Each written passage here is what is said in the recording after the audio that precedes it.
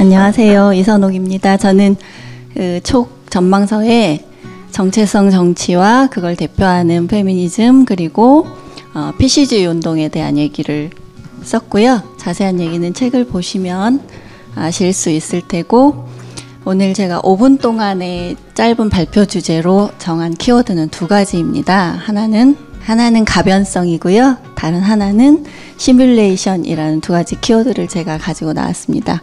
먼저 가변성이라는 주제에 대해서 짧은 동영상을 하나 보고 얘기를 나누도록 하겠습니다. 이게 부동산을 연구하시는 그 박정호 교수님의 출연한 유튜브에 나오는 대목입니다. 짧게 발췌했는데 한번 같이 보시겠어요? 제가 강원도의 모 분교에 초등학교 분교에 특강을 한번 가본 적이 있어요. 거기 초등학교 분교 전교생 8명이 있더라고요. 나머지 6명 정도 되는 친구들이 그 5학년 학생을 왕따 시키고 있는 거예요. 그래서 제가 물어봤죠. 왜 저 친구 한 명을 저렇게 괴롭힙니까? 라고 여쭤봤더니 그 이유 감 오세요? 다문화 가정. 누가 다문화일까요? 설마예요. 그래요?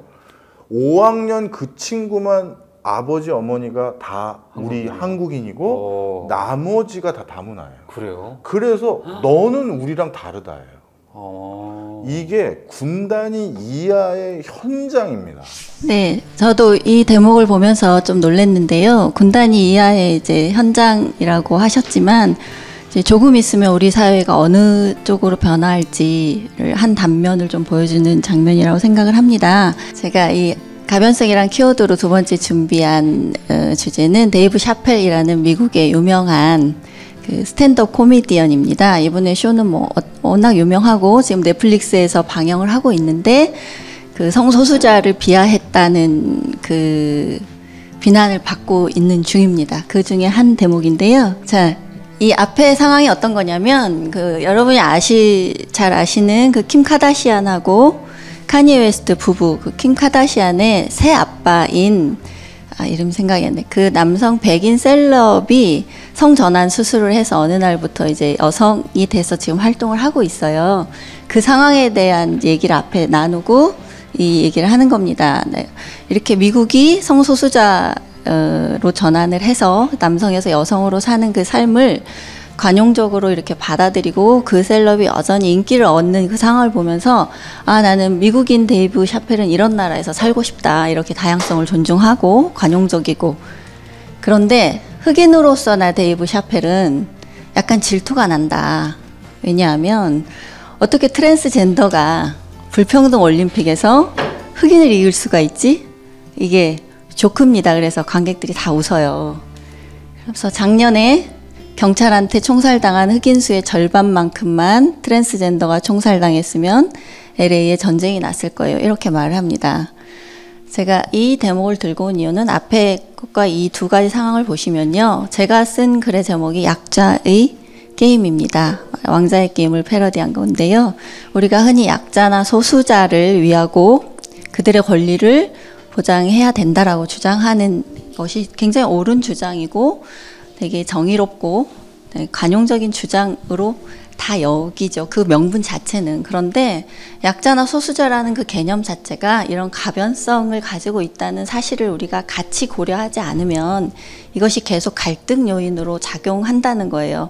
아까 분교 사태에서 거기서 약자는 누구입니까?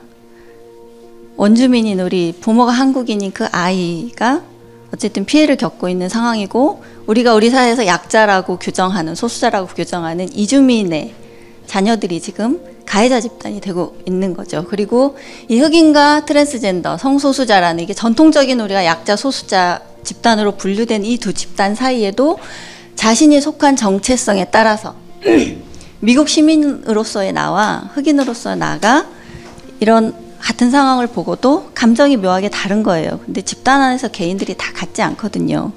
그런 면을 한번 보여주고자 한 것이고요. 시뮬레이션은 제가 한은 뉴스 하나만 보고 갈게요. 나는 여성이라고 주장한 남성의 여탕 출입에 발칵 뒤집힌 미국입니다. 이것이 이제 미국의 오늘날 트랜스젠더나 소수자 다양성 그런 문화의 어떤 갈등 양상을 좀 상징적으로 보여준 뉴스인데요.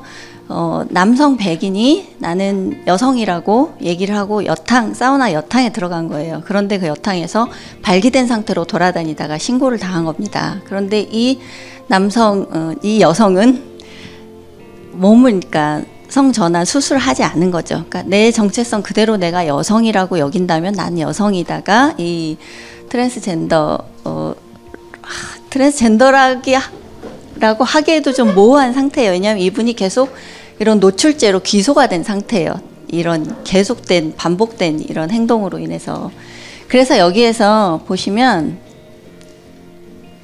이겁니다. 맨 마지막 줄에 원래 이게 미국의 이 주에 제정된 민권법 때문에 상업시설을 이용할 때 성소수자란 이유로 차별을 받으면 그 업주가 벌금을 500만 원 정도를부터 내게 되어 있습니다. 그러니까 이 직원은 내가 여성이라고 주장하는 사람이 설사 남성의 외형을 띠고 있더라도 입장을 시켜야 되는 거예요. 그런데 그 법이 제정될 당시에는 레스토랑에서 레즈비언 커플이 서비스에 불만을 품고 소송을 해서 이 법이 제정됐습니다. 그런데 이 법을 제정할 때는 이 법이 제정된 후에 이것이 사우나에 들어간 발기된 남성 이런 모습을 미처 시뮬레이션 하지 못했던 거죠.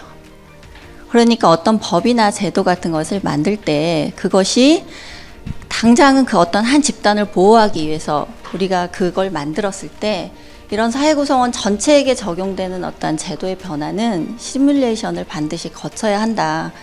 그런 합의가 좀 부족하지 않나.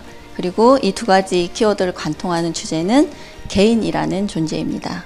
어떤 집단 안에 있든 집단 안에서 개인은 다 다르고 어떤 제도든 법이든 그 법의 최종 수혜자는 저라는 개인이죠. 그래서 그 면을 놓치지 않아야 된다는 의미에서 두 가지 키워드를 준비해 봤습니다. 제 발표는 마치겠습니다.